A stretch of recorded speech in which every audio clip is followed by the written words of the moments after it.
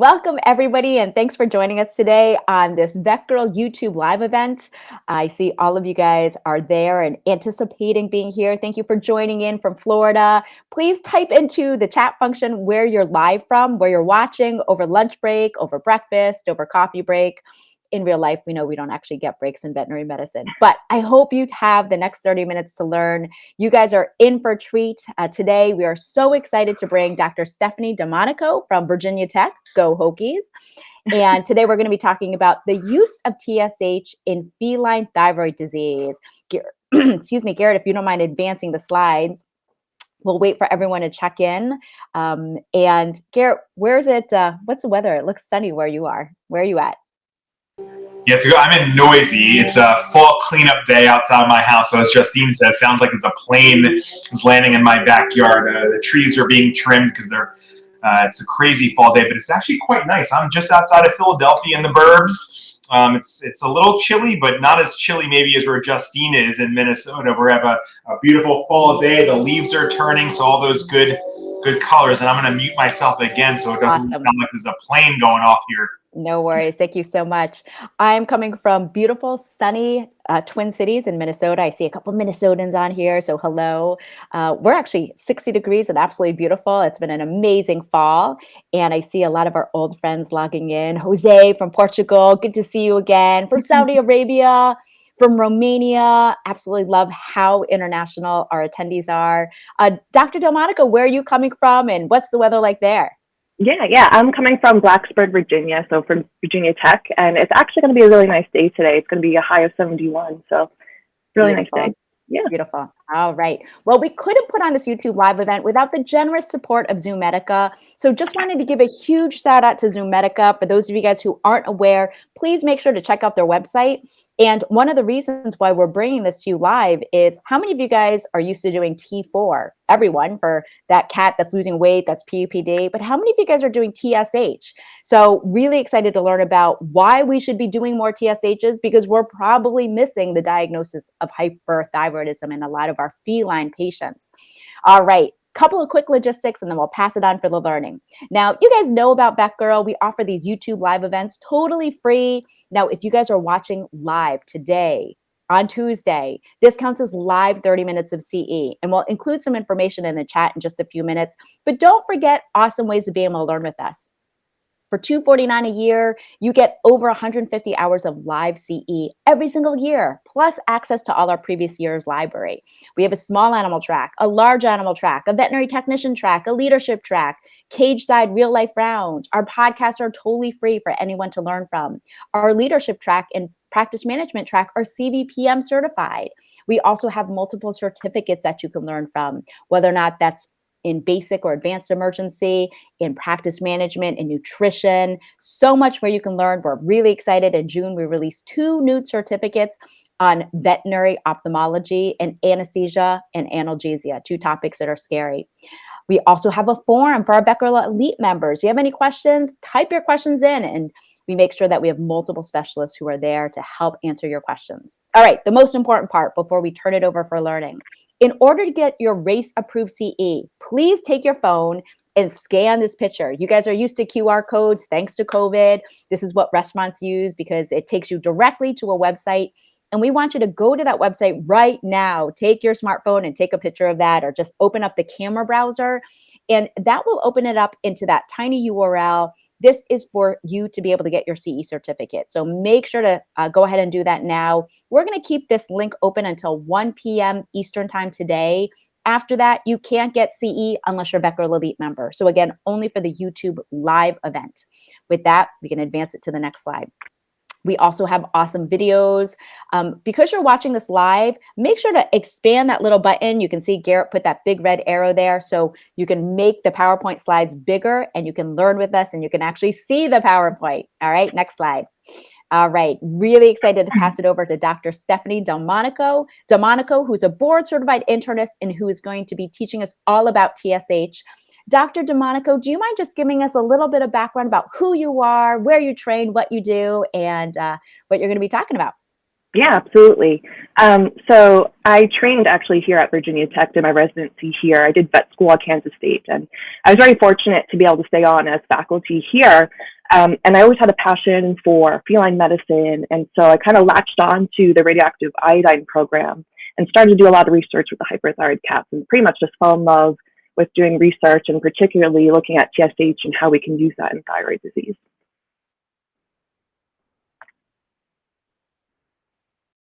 Okay, so what I really want you to get from this talk is how to use TSH in cats and how to interpret it, particularly in cats that are hyperthyroid that have mild forms of a disease, or cats that have concurrent non-thyroidal illness, and also in iatrogenically hypothyroid cats. Next. Feline hyperthyroidism is the most common endocrinopathy of aged cats. About 10% of cats greater than 10 years of age are going to be diagnosed as hyperthyroid. About 30 years, about 30 years ago, when this disease was first diagnosed, we were seeing cats in their severe form of disease. So if you see that cat in the left picture, unkempt, body condition scores poor, muscle wasted, that was typical presentation of a hyperthyroid cat. Through widespread testing and knowledge of hyperthyroidism, we're actually diagnosing cats at a lot more earlier stages of a disease. And we actually sometimes have overweight or overconditioned cats that are presenting as hyperthyroid. In addition, a lot of these older cats have concurrent comorbidities that can also affect our ability to diagnose thyroid disease. Next. So what comorbidities do we see and how prevalent are they? Well, looking at the literature, about 10 to 35% of hyperthyroid cats can have concurrent comorbidities. Some of the most common are going to be elementary lymphoma and chronic enteropathies. And this can be a challenge because they present the exact same way as hyperthyroid cats. They might have increased appetite, weight loss, vomiting, or diarrhea. So it can really make the diagnosis difficult. When we include cats that have chronic kidney disease, that certainly increases the prevalence of comorbidities. And so when we have these comorbidities, we have to consider that we are going to,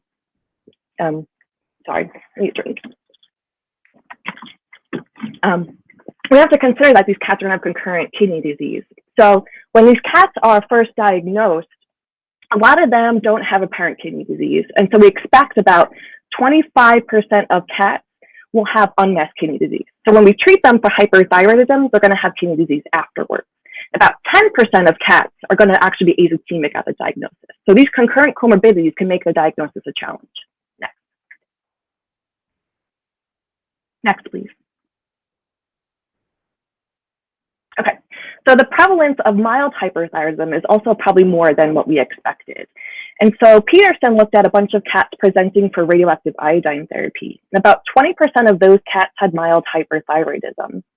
When we consider cats that have mild to moderate disease, about 40% of cats are going to have mild to moderate hyperthyroidism. And another study found similar findings, where 54% of those cats had mild to moderate disease.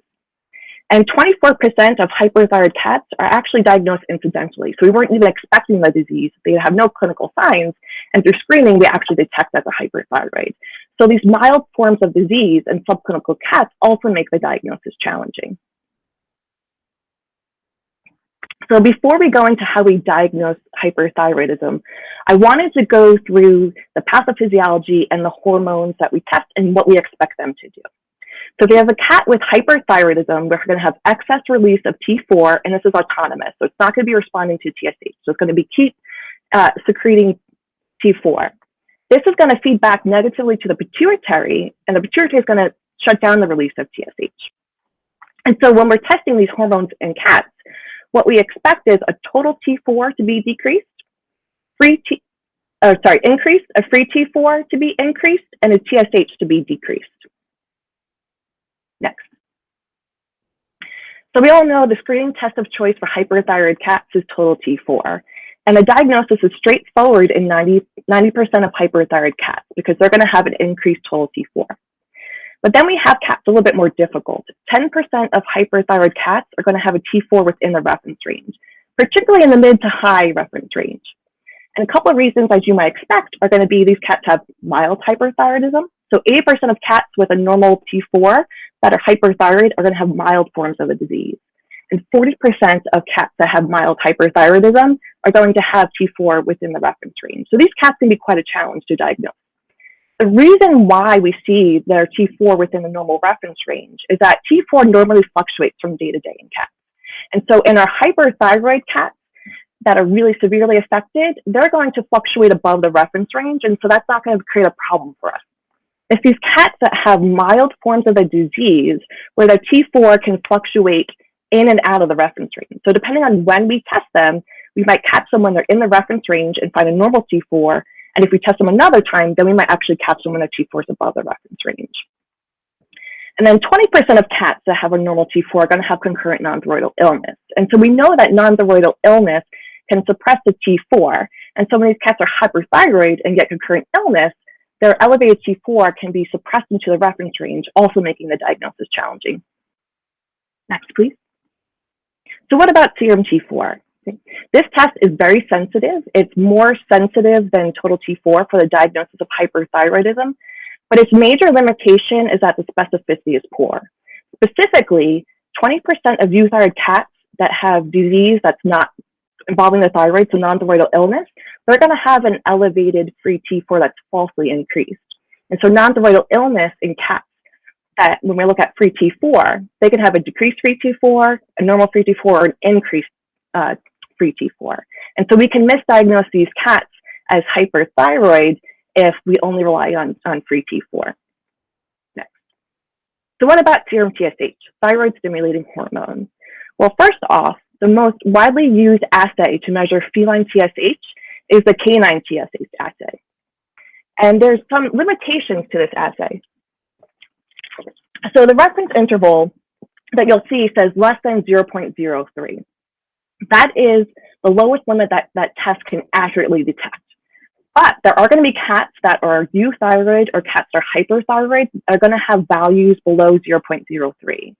So we really can't differentiate between cats with low normal TSH and cats with TSH that's subnormal. And so that's one of the major limitations in using the canine TSH for the diagnosis of hyperthyroidism. Next. So TSH in hyperthyroid cats has been studied, and what has been found is that it's really sensitive. 98% of hyperthyroid cats are going to have an undetectable TSH. However, 30% of euthyroid cats are going to have an undetectable TSH. So again, that lower limit of detection limits the use of canine TSH as a sole test for hyperthyroidism.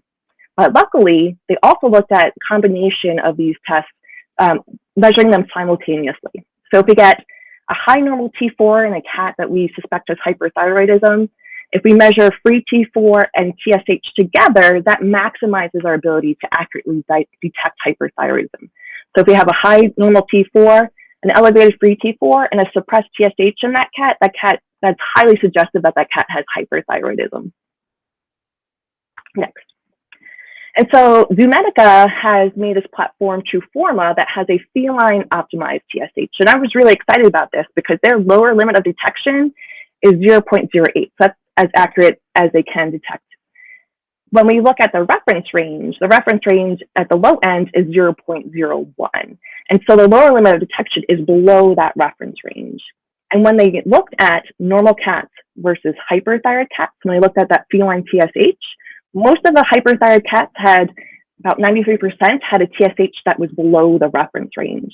And most of the other cats, the normal cats, had a normal TSH. And so the feline optimized TSH appears to be a little bit better than the canine TSH in differentiating normal versus hyperthyroid cats. And so this is really promising test.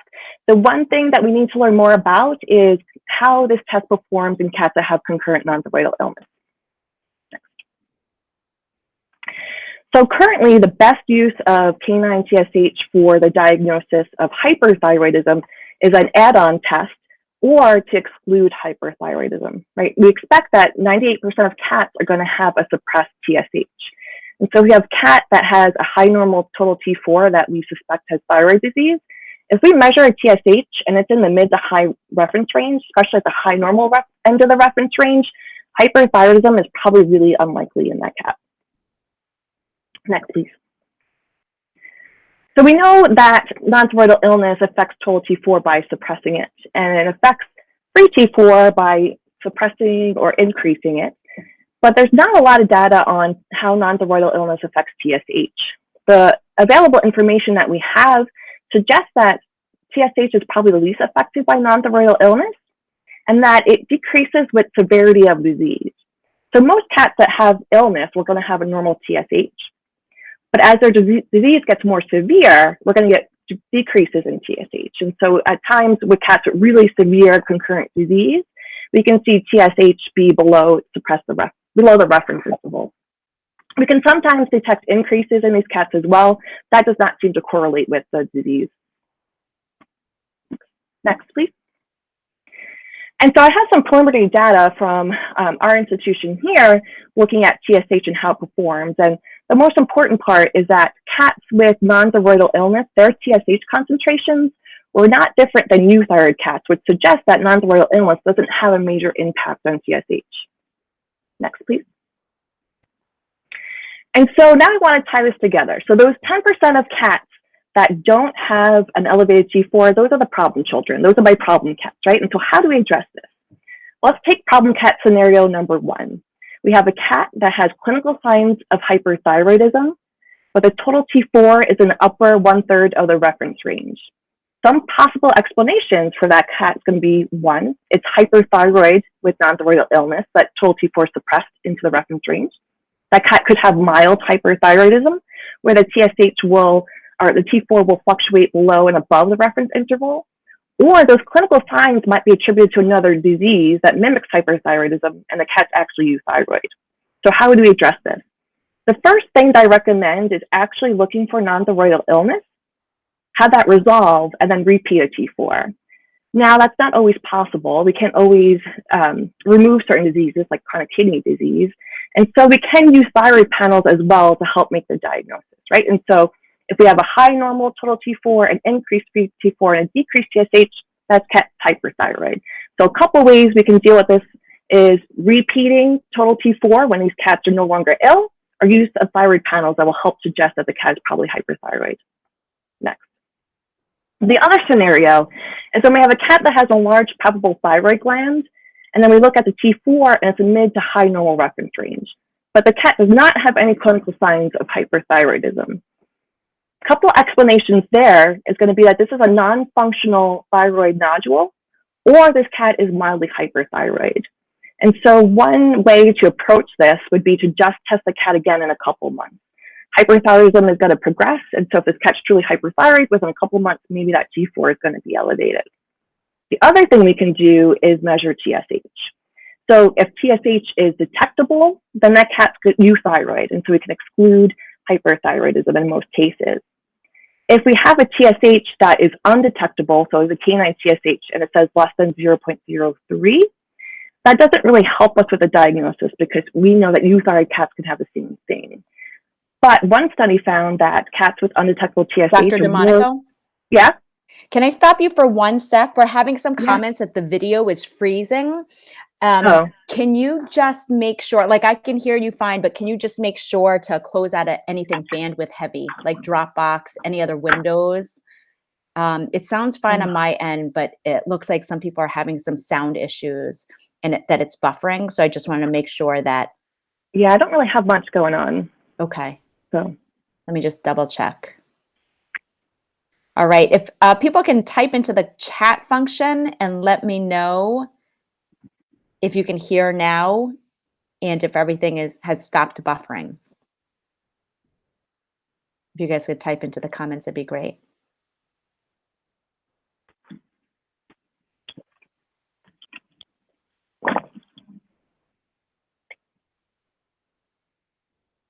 All right. Please also make sure to watch this obviously on our YouTube live channel, but also on Chrome if possible. I am seeing a new tab where it worked. So if you could either reopen it, that'd be fantastic. Okay, go ahead, Dr. DeMonaco. Sorry for the interruption. Oh, no, that's fine. So I was just finishing with that in this cat, if we detect an undetectable TSH, a study found that cats that have an undetectable TSH are more likely to become hyperthyroid in the next 14 months. Not all cats are going to, but in this cat, it'd be worth monitoring the T4 plus or minus TSH to see if it now becomes more overtly hyperthyroid. Next slide, please. So what about hypothyroidism, right? We talk about hyperthyroidism in cats and hypothyroidism in dogs, but there's actually forms of hypothyroidism in cats that are probably more common than you think. The spontaneous form that we see in dogs is rare, and so only a number of case reports are available on spontaneous adult onset hypothyroidism. We're usually seeing cats are hypothyroid due to the treatment of hyperthyroidism. So they have hyperthyroidism, we treat them, some are going to get overtreated, and now they're going to have decreased thyroid function. And so the most common form is going to be iatrogenic hypothyroidism. And so looking at the pituitary thyroid axis, what we expect in a hypothyroid cat, if the thyroid cells are releasing decreased amounts of T4, this is going to feed back to the pituitary and tell it to increase TSH secretion. And so in a hypothyroid cat, we'd expect a decreased total T4, a decreased free T4, and an increased TSH. Next. Now, talking about how it's probably more common than you think, permanent hypothyroidism in cats treated with for hyperthyroidism is about 10% on average. Some studies report a higher prevalence, but the differences between those studies are likely the definition of how they diagnose hypothyroidism. We can see hypothyroidism resolve, and if it does resolve, it usually will resolve in 3 to 6 months. Next, please. So what about the clinical signs? Well, the clinical signs can be really difficult to detect. When I have a patient that I discharge after getting radioactive iodine therapy, I tell the client, you'll expect your cat to gain weight, you'll expect a cat to have a decreased appetite, and your cat will be less hyperactive, right? Well, the clinical signs of hypothyroidism are going to be weight gain, decreased appetite, and lethargy. So the clinical signs of hypothyroidism overlap a lot with what we expect for resolution of hyperthyroidism. So this really creates a diagnostic challenge for us to rely on clinical signs, that most cats are not going to have obvious clinical signs of hypothyroidism. We can see some dermatological changes like we see in dogs, but those usually don't happen until the hypothyroidism has been long-standing, so years or more. Next, please. And so 10 years ago, a study came out looking at the clinical significance of iatrogenic hypothyroidism. Prior to that study, if we detected cats that were hypothyroid, we said, well, if they have clinical signs of the disease, they should be treated. If not, they can be monitored. But a study in 2011 found that cats that are iatrogenically hypothyroid are more likely to be azotemic, and this is thought to be due to decreased GFR, and they also have decreased survival times. So this led to the importance of accurately diagnosing hypothyroidism in cats, and as well as finding the effective treatment that might reverse these implications. Next. And so when we look at cats that were treated for iatrogenic hypothyroidism, we found that cats were having an increase in their survival time. So cats that were hypothyroid and treated with levothyroxine had a longer survival time than the hypothyroid cats that were not treated. And when we look at their kidney function, cats that were treated for their hypothyroidism had decreases in their creatinine concentrations. So that would suggest they have improving kidney function. And so now we need to know, how can we really accurately diagnose hypothyroidism in these cats so that we can institute treatment and have an impact on their livelihood and kidney function. Next. Next, please. Yes.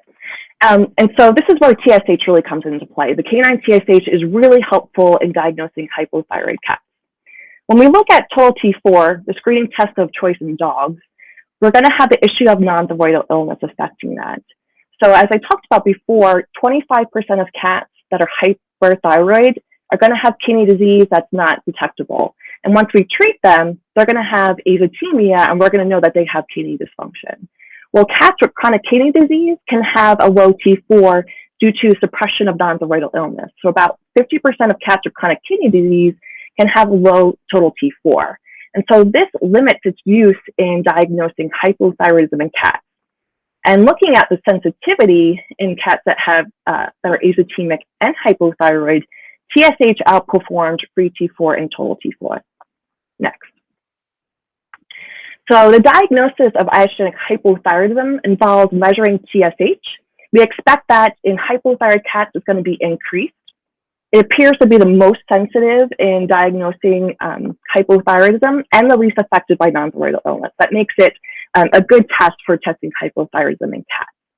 We always test it in combination with total T4.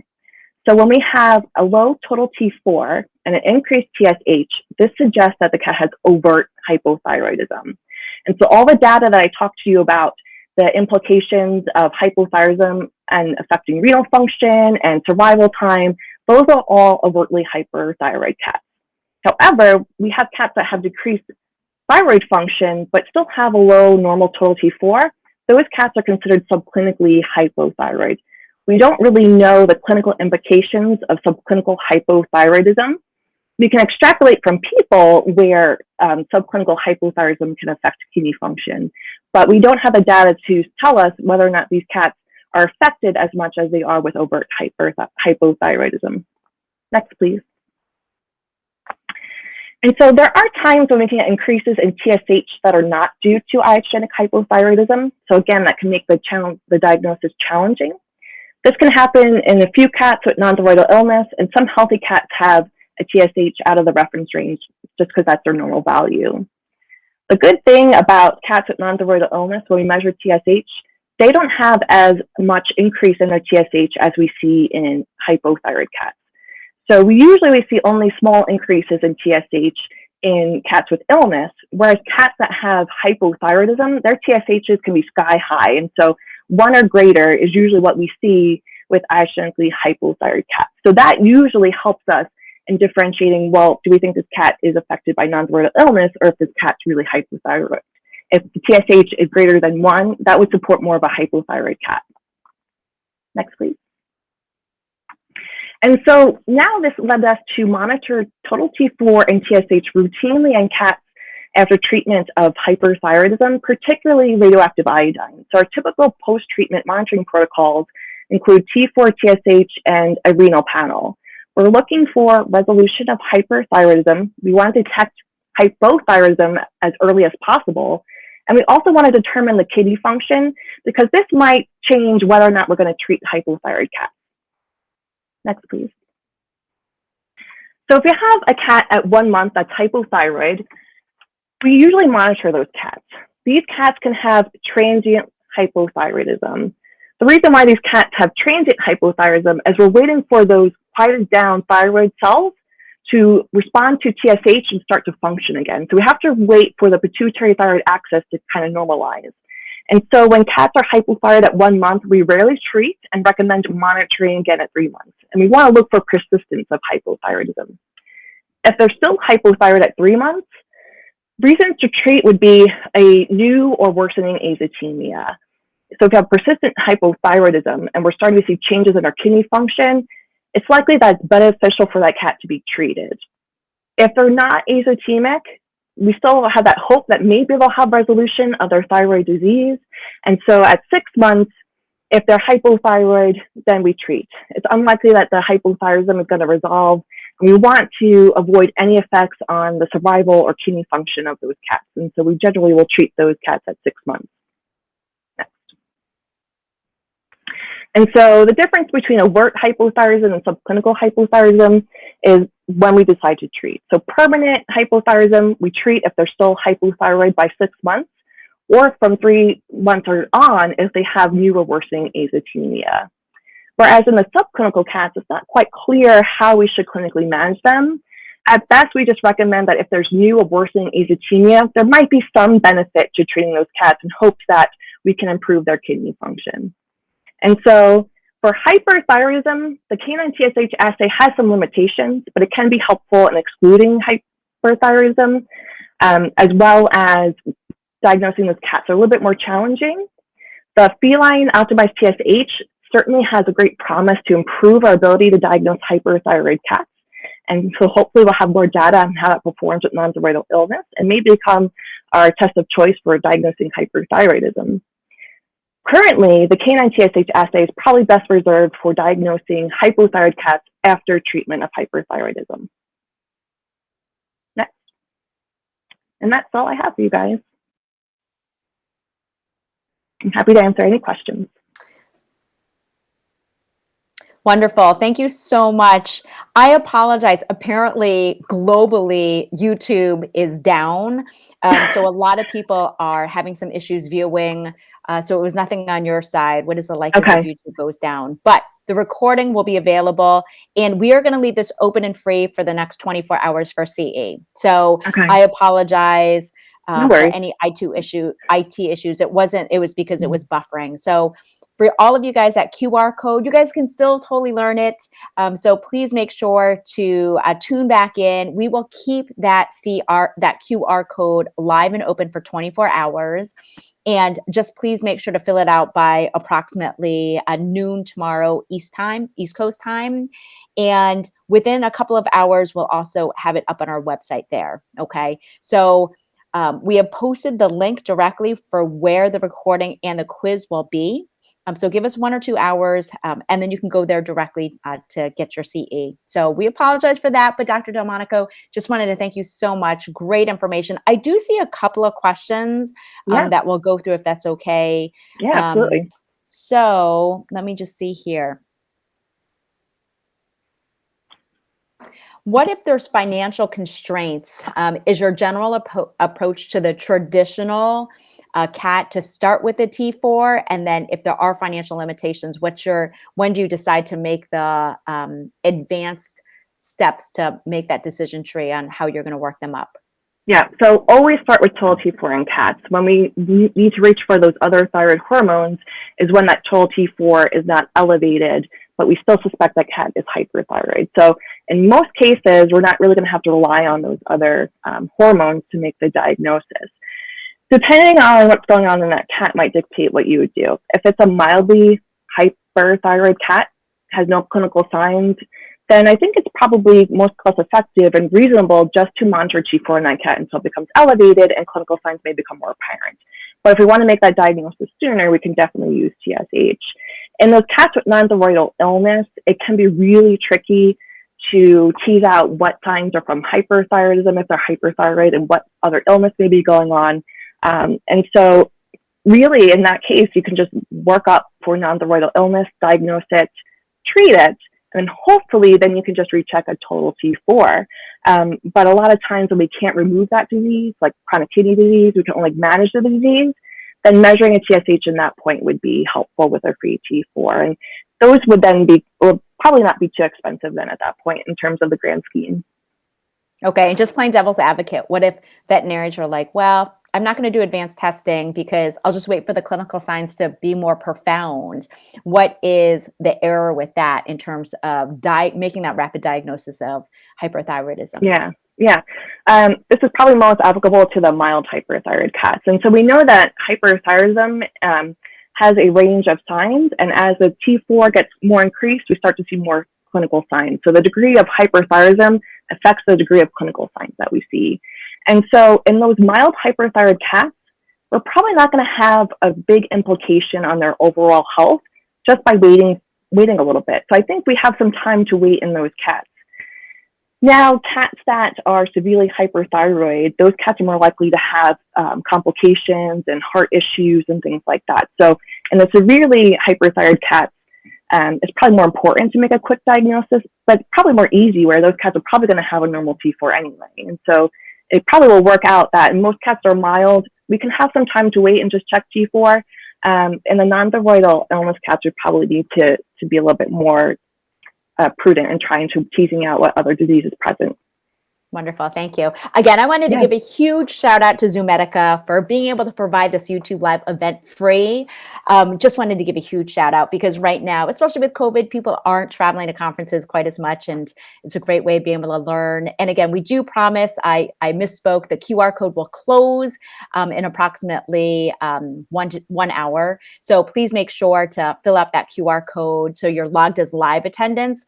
But go to our website on the link that's included in the chat function that Garrett put in. We will make sure to keep that page directly on our website open. The quiz will be open and free for 24 hours if you watch this as a recording for non-interactive passive CE. You do have to successfully pass by 70%. but you can take the quiz as many times as you want to. Okay.